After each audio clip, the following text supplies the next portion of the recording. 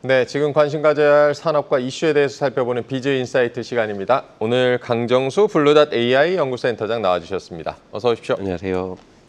네, 빅테크와 관련된 이야기 해보도록 하겠습니다. 브리핑 먼저 듣고 오시죠. 권비정 캐스터가 준비하고 있습니다.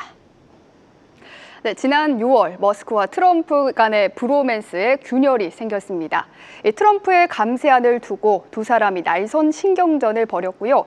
그 여파는 테슬라 주가에도 고스란히 반영이 됐었죠. 머스크가 한 발 물러서면서 이 갈등은 일단락되는 듯 했는데요. 잠잠했던 두 사람 다시 한번 맞붙었습니다. 머스크가 감세안을 또다시 공개 저격하며 갈등의 2라운드가 시작된 겁니다. 6월 트럼프와의 갈등 이후 한때 크게 주저앉았던 테슬라의 주가. 하지만 6월 22일 머스크가 로보택시를 공개하면서 분위기는 반전됐습니다. 다음 날인 23일 테슬라 주가는 8%대 급등하면서 348달러를 회복했죠. 다시 한번 머스크 배직이 통하는 듯 했지만 이벤트 이후 차익 실현 매물이 쏟아지는 기존의 흐름은 이번에도 반복됐습니다.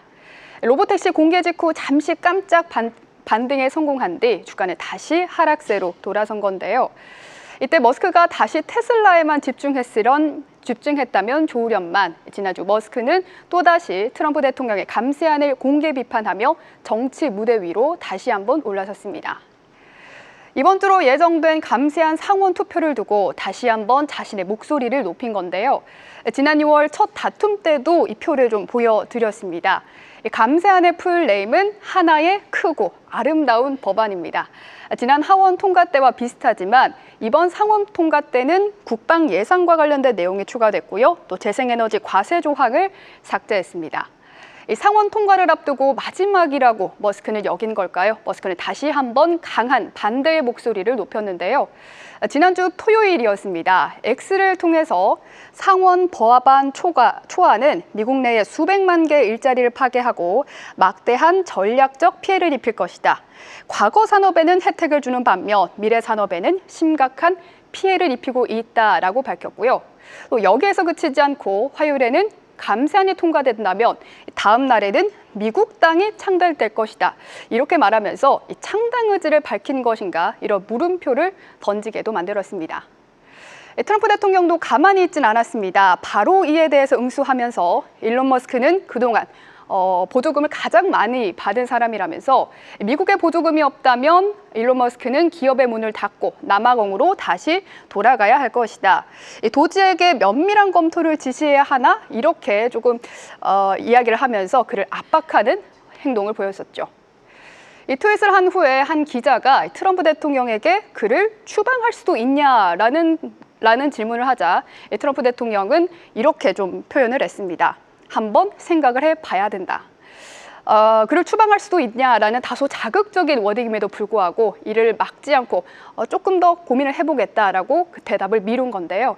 그 답변에서 이 머스크에게 화가 상당히 많이 난 것을 확인할 수 있었습니다.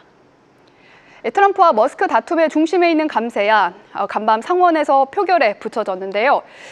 민주당은 모두 반대표를 던진 가운데 공화당에서는 3개의 이탈표가 나와서 50대 50의 동수가 나왔지만 상원의장을 겸하는 벤슨 부통령이 찬성표를 던지며 가까스로 50대 51로 통과가 됐습니다.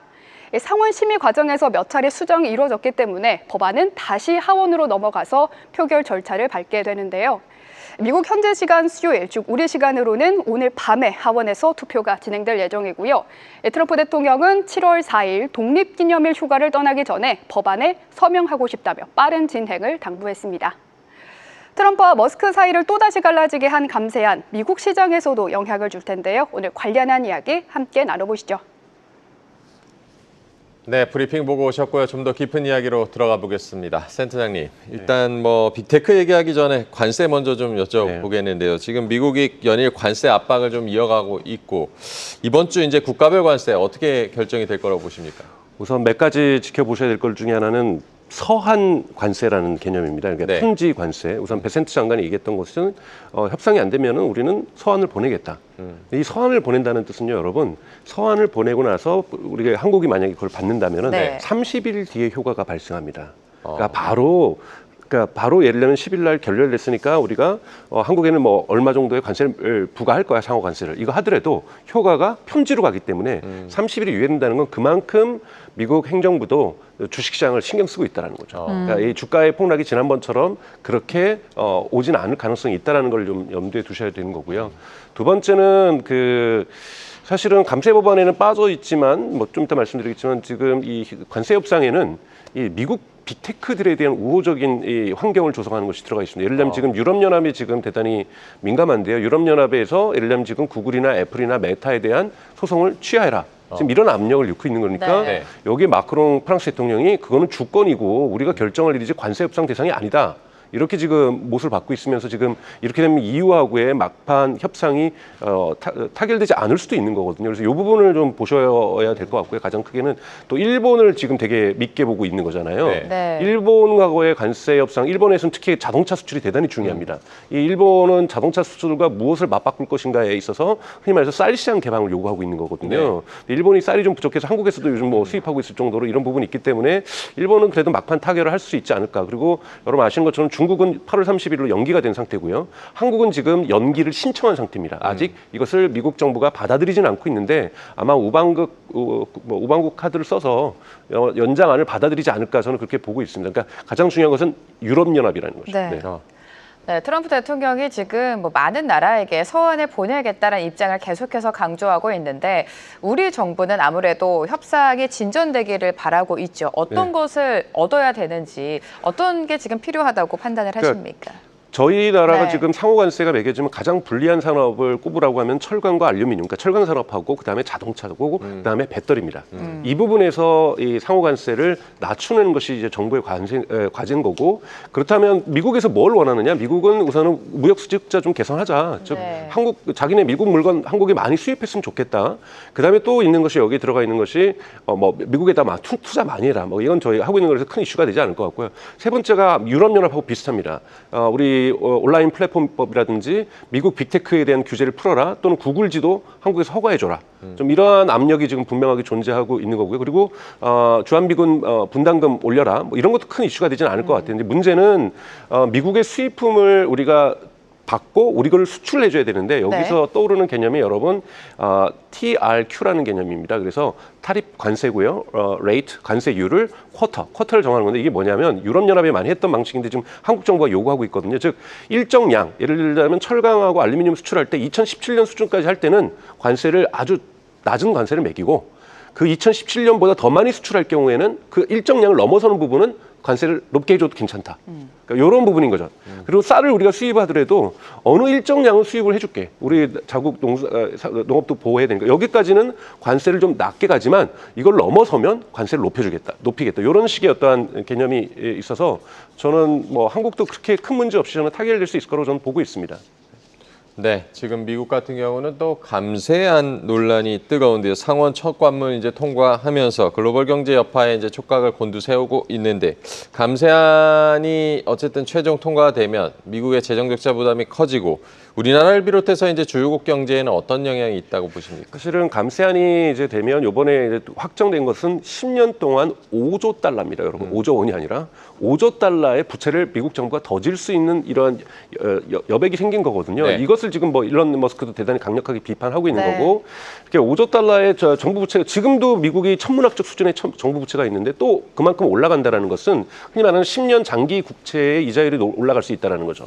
이 부분이 되게 되면 한국 회사채를 발행한다든지 뭐 달러의 어떤 변동에 어떤 영향이 있다든지 한국에게도 긍정적이지 않은 영향을 분명하게 미칠 수 있는데요. 또 보셔야 되는 것은 여러분들 이렇게 국채 금리가 올라갈 수는 있지만 또 하나는 지금 계속해서 연준 의장 파월을 교체하려고 하고 있잖아요. 조기 네. 교체를 하려고 있다라는 것은 그만큼 금리를 또 인하하려고 하는 연준을 통해서 이러한 힘이 양쪽 힘이 있기 때문에 사실은 결과적으로 어떠한 영향을 한국 경제에 미칠 수 있는지는 사실은 지금 예측하기는 되게 어렵습니다. 그러니까 한쪽은 이자율이 올라갈 수 있다라는 이 미국 적자의 어떤 상승에 의해서 네. 정부 적자에 또 한쪽은 페드를 통해서 연준을 통해서 이자율을 내릴 수 있는 이 양축의 힘이 지금 동시에 작동하고 있다고 보고 있습니다. 네. 네, 이미 너무 큰 미국의 재정 적자, 부채에 대한 우려가 계속해서 커지고 있는 상황이고요. 앞서 브리핑에서 보셨겠지만 트럼프 대통령과 머스크의 갈등이 다시 한번 심화가 되고 있습니다. 머스크는 지금 이 트럼프표 감세 법안을 맹비난에 나서고 있는데 어떤 부분이 이렇게 화나게 만든 걸까요? 트럼프 대통령은 네. 일론 머스크가 보조금을 줄여서 즉 전기차에 대한 보조금이 사라지는 네네. 거거든요. 이것 때문이라고 하는데 일론 머스크는 과거부터 이 부분은 자기는 관심 없다. 왜냐하면은 우리는 경쟁력이 있어서 보조금이 없어도 충분히 잘 팔 수 네. 있다 이런 얘기를 하고 있는데 일론 머스크가 비판하는 건 바로 5조 달러라는 추가 부채죠. 왜냐하면 추가 자기가 부채. 도지를 통해서 열심히 했던 것은 정부 부채를 줄이기 위해서 노력했던 네. 건데 이것과 반하는 것이다. 그리고 또 하나는 가장 중요한 것은 석탄이나 가스라든지 이러한 거에는 사실 엄청난 혜택을 주고 있고요. 그리고 태양광이나 풍력에는 엄청난 혜택을 뺏어오고 있거든요. 그러니까 이 일론 머스크라는 것은 미래 산업을 죽이는 거다라고 얘기를 하고 있는데 저도 전적으로 동의를 하고 있어요. 이제 미국이 지금 현재 달려나가기 위해서는 계속해서 AI라든지 이런 부분에 대한 전략을 내놓지 않은 상태에서 좀 AI 경제를 활성화시키고 데이터베이스 센터를 어마어마하게 져야 되고 여기에 전력을 공급하기 위해서는 지금 이번 통과된 법안으로는 뭔가 안 맞는다는 느낌이 들거든요. 왜냐하면 석유라든지 가스에 대한 어떠한 계속해서 채굴을 강요하는 것인데요. 지금 미국에 있는 이미 생산되고 있는 것만으로도 화력발전소라든지 예를 들면 천연가스 발전소를 통해서 전기를 공급할 수 있거든요. 그래서 너무 과거지향적이다라는 부분들이 이제 가장 큰 갈등의 포인트라고 볼 수가 있습니다. 네, 머스크의 계속되는 비판에 트럼프 대통령은 테슬라의 보조금을 다시 한번 검토해야 된다 이런 입장을 밝히고 있고요. 주가가 사실 좀 반영을 해줬습니다. 간밤 테슬라 주가는 5% 넘게 좀 조정이 나왔는데 현 시점에서 테슬라 주가 추이와 전망을 어떻게 하면 좋을까요? 저는 또 내일 또 인도량이 발표되기 때문에 더 떨어질 거라고 보고 있어요. 그래서 네. 어느 정도 조정은 있을 텐데요. 저는 이 갈등이 당연히 바라건대 좀 그만 싸웠으면 좋겠다. 그럼요. 네. 그랬으면 좋겠다는 바람이 너무나도 강하고 또 기업인이 아무리 자기가 정치적 생각이 있더라도 저렇게 강력하게 정치 운동에 빠지는 것은 좋은 것은 아니라고 저는 분명하게 보고 있습니다. 이거는 테슬라 주가에 부정적인 영향이 있을 건데요. 가장 테슬라를 저는 긍정적으로 보는 요소는 지금까지 믿어왔던 기술, 자율주행이라는 기술, 네. 로봇이라는 휴머노id 기술이 구체적인 캐시플로우, 현금 흐름을 만들어내는 단계로 넘어가고 있다는 거죠. 그래서 이러한 부분은 테슬라의 주가에 앞으로 6개월 내에 대단히 좋은 영향을 미치겠지만 언제나 변함없는 일론 머스크 변수, 이 CEO 변수가 계속해서 부정적인 영향을 미치면서 계속해서 롤러코스터를 만들 가능성은 저는 높다고 보고 있습니다. 네, 아까 말씀하신 대로 테슬라가 이제 내일 새벽에 2분기 인도 대수를 공개를 하는데요. 발표되면 이제 주가가 더 안 좋아질 것이다. 네. 시장에서도 큰 폭의 감소세를 지금 예상하고 있고 인도량 자체는 어떻게 보십니까? 그러니까 인도량 자체는 한 38만 대가 지금 흔히 말하는 평균값 정도가 됩니다. 평균값이라는 것은 38만 대 밑으로 내려갈 가능성이 저는 더 많다고 보고 있어요. 왜냐하면 그걸 책임을 물어서 사실은 판매 담당자도 지금 임원도 교체하고 있고 해고하고 이런 상황이기 때문에 매우 좋지 않을 거라고 저는 보고 있습니다만 사실은 선반영된 부분들이 주가에는 많습니다. 왜냐하면 계속해서 유럽에서 계속해서 실적이 좋지 않다, 중국에서 판매 실적이 좋지 않다 이런 부분들이 계속 뉴스가 나오면서 테슬라 주가를 끌어내렸었거든요. 그래서 내일 사실은 그러니까 그렇게 큰 충격으로는 다가오지 않지만 만약에 38만 대에서 얼마나 마이너스를 하느냐. 예를 들면 35만 대를 하느냐, 34만 대를 하느냐 이렇게 되게 되면 대단히 시장에는 안 좋은 영향을 미칠 거라고 보고 있는데 우선 하나 또 보셔야 될 것들은 판매가 안 되는 것, 특히 유럽에서 한 마이너스 20%가 예상되고 있는데요. 네. 유럽이 그렇게 큰 시장이 아니라는 부분에서 전체 판매 대수에는 큰 영향이 주지는 않습니다. 가장 중요한 건 중국에서 6월달 올라오면서 판매 매출이 올라갔었는데요. 5월달에 생산을 많이 못했다고 얘기를 하고 있어요. 그렇기 때문에 중국에서의 마이너스가 훨씬 더 크다고 볼 수 있습니다. 즉 지난 1분기 보다는 많겠지만 전년도 동기 대비 마이너스 10% 정도가 나올 거라고 보고 있는데요. 이 중국에서의 마이너스가 대단히 큰 시장의 충격으로 나올 거예요. 즉 만약에 38만 대 평균보다 더 좋게 나온다라면 아마 중국이 올라갔기 때문이기 때문에 시장에서 오히려 긍정적으로 반응할 거고요. 중국 시장하고 미국 시장이 훨씬 더 추세가 좀 중요하다고 볼 수 있습니다. 중국과 미국 시장의 추세가 테슬라의 판매량에는 중요하다. 이번에는 메타 상황을 좀 살펴보겠네요. 메타가 엄청난 연봉 제시하면서 AI 인재 유치에 열을 올리고 있다고 지금 전해지는데 최근 메타의 AI 행보를 어떻게 보십니까? 그만큼 메타가 뭔가 수세에 몰렸다고 볼 수가 있습니다. 네. 우선 가장 큰 거는 블룸버그나 이런 로이터에서 지금 보도하고 있는 것처럼 메타의 라마4가 이제 4가 4월 달에 발표가 됐었는데요. 네. 이것의 그 성능 테스트가 속였다. 그래서 실제로 그 정도 성능이 되지 않는다. 이런 얘기들이 많이 나오면서 실제로 AI 수장을 여러 번 교체했습니다. 지금까지는 얀 루큰이라고 하는 사람이 수장을 하고 있었는데 이분은 대단히 저명한 사람이에요. AI계에서 유명한 학자인데 네. 가장 문제는 뭐냐면 이 사람은 AGI는 오지 않는다. 이거를 강력하게 믿고 있다 보니 수많은 인재들이 왜 구글에서 일을 하고 하사비 스미트에서 일을 하고 샘 알트만하고 일을 하냐면 실제로 AGI가 오든 안 오든 우리는 AGI의 역사적인 그곳에 내 이름을 올리고 싶은 뛰어난 인재들이 많이 있습니다. 네. 그런데 저쪽 인재 가면 AGI는 오지 않는다는데 제가 저 밑에 가서 일할 이유가 없으니까 메타의 인재들이 많이 빠져나갔어요. 그래서 이번에 오픈 AI하고 그 구글 딥마인드나 엔스로픽에서 인재를 데려왔습니다. 10여 명 정도를 데려오면서 슈퍼 인텔리전스 랩이라고 하는, 그러니까 즉 여기도 AGI를 우리도 추구할 거야. 그러니까 슈퍼라는 말을 붙인 거죠. 우리도 갈 테니까 오렴. 근데 돈도 많이 줄게. 근데 여러분 얼마를 줬냐면요. 1억 달러를 줬어요. 1억 달러면 여러분 1,300억입니다. 이전 비용이 인생을 다시 살아야 되겠다는 생각을 저희가 다시 하게 되는 네. 그만큼 AI 인재가 물론 이건 탑 클래스의 AI죠. AI 인재죠. 이런 사람들의 지금 이전 비용이 1억 달러까지 하는 이런 어마어마하네요. 것을 이번에 메타가 네. 보여줬다고 볼 수가 있습니다. 네. 네, 결국에 AI 주도권을 쟁탈하기 위한 움직임인 것 같은데요. 메타의 AI 전략과 미래 방향성이 궁금하고 또 그 속에도 변수도 있겠죠. 네, 우선은 네. 메타 같은 경우에는 라마라고 하는 건 자신이 만들어서 이걸 오픈소스로도 공개를 하고 있습니다만 정말 수직 통합을 하려고 하는 겁니다. AI 경제. 이걸 통해서 실제로 메타도 지금 구글의 TPU처럼 네. 자체 칩을 지금 설계 단계에 있는 거고요. 그리고 여러분 메타가 올해에만 650억 달러를 AI에 투자를 하고 있어요. 어마어마한 돈인데요. 예를 들면 아마존은 1,000억 달러를 하고 있고 뭐 이렇기 때문에 아마존보다는 적은 돈 아니야라고 생각하실 수 있는데 아마존이나 마이크로소프트나 구글은 클라우드 센터를 데이터 센터를 줘서 타 기업에 판매하잖아요. 근데 메타는 정말 이기적으로 자기만 쓰기 위해서 데이터 센터를 짓고 있다라는 거예요. 그러면 네. 엄청나게 많은 돈인 거죠. 데이터 센터를 짓고 있고 이걸 통해서 뭘 하냐면 여러분들이 쓰시는 인스타그램과 페이스북과 왓츠앱 미국에서는 모바일 네네. 메시지 서비스에 광고를 효율합니다. 이 AI가. 그래서 훨씬 더 광고의 수익성을 높여주니까 중소기업이라든지 대기업들도 좋아하는 거죠. 훨씬 더 이 AI에 의해서 수익성을 좋게 만든다는 것. 즉 AI가 돈을 버는 것은 광고에서 메타는 돈을 네. 벌게 된다는 것. 이런 부분인데요. 이 부분이 이제 그러기 위해서는 라마를 AI를 강화시켜야 되기 때문에 인재를 지금 모으고 있는 건데 위험성은 뭐냐면 여러분 올해 12월 정도로 예고되고 있는 오픈AI 챗GPT가 인스타그램으로 재편되는 겁니다. 지금 챗GPT에 여러분 이제 질문을 하고 있는데 밑에다 탭을 누르시면 이제 피드가 뜨게 되는 거거든요. 네. 그래서 소셜 네트워킹 서비스 SNS를 시작한다는 것, 대단히 큰 경쟁자가 나온다는 것, 그것도 지금 벌써 8억 명의 이용자를 가지고 있는 챗GPT가 올해 목표가 20억이에요. 20억 명을 확보한 다음에 지금 메타가 30억 명인데 20억 명을 확보한 다음에 SNS를 가버린다. 이거는 대단히 큰, 즉 메타를 그만큼 적게 볼, 인스타그램을 더 사람들이 시간을 적게 본다는 것, 페이스북을 더 적게 쓴다라는 것은 그만큼 광고 매출이 줄어들 수 있다는 위험성이 존재하는 거죠. 여기에서 큰 저는 싸움이, 경쟁이 진행될 거라고 보고 있습니다. SNS 시장에서의 경쟁 심하죠. 네, 애플 얘기도 해보겠는데요. 애플의 경우는 AI에서 좀 뒤처지는 느낌이 있고 센터장님께서 강조해 주신 뭐 시리가 똑똑해지는 순간 아직 오고 있지 않은 것 같고 애플의 AI 지금 최근의 행보는 어떻게 보십니까? 우선 애플은 확실하게 최약체라는 것은 분명합니다. 가장 뒤쳐져 있고요. 네. 자체 모델도 없고요. 그리고 가장 잘못한 것은 약속을 어긴 거죠. 애플 인텔리전스 얼마 전에 그 월스트리트저널에서 한 여기자고 인터뷰를 하는데 임원들이 자꾸 애플 인텔리전스라니까 그 기자가 얘기하는 게 애플 인텔리전스는 존재하지 않는 거니까 그 단어 쓰지 마시고 AI라고 얘기하시라고. 그래서 막 추궁하면서 그래서 AI 될 거예요? 안 될 거예요? 그러니까 대단히 네.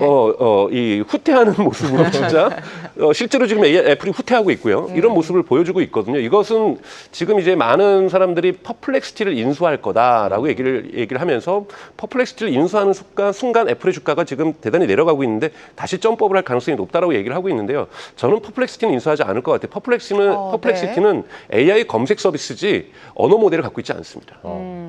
그런 부분에서 언어 모델을 갖고 있다는 부분에서 아까 말씀드린 엔스로픽의 클로드를 인수할 가능성이 있는데 여기엔 또 아마존의 지분이 많이 들어가 있어요. 그러니까 아마존이 동의해주지 않으면 또 인수할 수가 없습니다. 그러면 후보로 나온 건 그렇다고 중국 기업을 인수할 수는 없는 거고 네. 미국 기업이 아마 프랑스의 미스트랄이 될 가능성도 저는 있다고 보고 있어요. 여러분 프랑스에서 미스트랄이라는 기업이 있고 여기 이것을 만든 사람들도 다 구글 출신들, 오픈AI 출신 프랑스 사람들이 와서 만든 거거든요. 지금 대단히 높은 수준으로 미국하고 견주어도 크게 차이 나지 않는 수준으로 지금 프랑스의 미스트랄이 네. 포함하고 있기 때문에 아직 이 미스트랄에는 제조에는 큰 이러한 대형 기업들이 빅테크들이 없기 때문에 미스트랄 인수하는 순간 인수할 가능성이 좀 높다고 보고 있고 인수하는 순간 애플의 주가는 다시 회복될 가능성이 좀 높다고 보고 있습니다.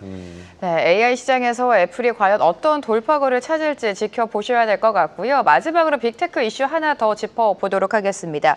오픈 AI가 경쟁사죠. 구글 AI 칩을 임대해서 사용하기로 했다라는 외신 보도가 나왔는데 왜 구글 AI 칩을 사용하게 됐는지 그리고 엔비디아에도 분명히 영향이 있지 않습니까? 네, 그래서 뭐 어제 뭐 엔비디아 네. 주가가 빠졌다 뭐 이런 보시는 분들도 있는데 탈 엔비디아를 하는 것은 아니고요. 그만큼 GPU 구하기가 어렵다라는 거죠. 엔비디아 GPU를 마음껏 구할 수 있다라면 그렇게 구글의 TPU를 쓰지 않을 가능성이 높다라고 네. 저는 생각이 들고요.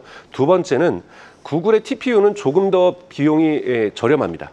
이건 뭐냐면은 지금 챗GPT를 쓰는 사람이 너무 많아진 거예요. 여러분 2월 달에 2억 명이었던 4억 명이었던 챗GPT 이용자가 현재 지금 5월 달만 6월 달은 지금 통계가 안 나와서 5월 달에 8억 명으로 갔어요.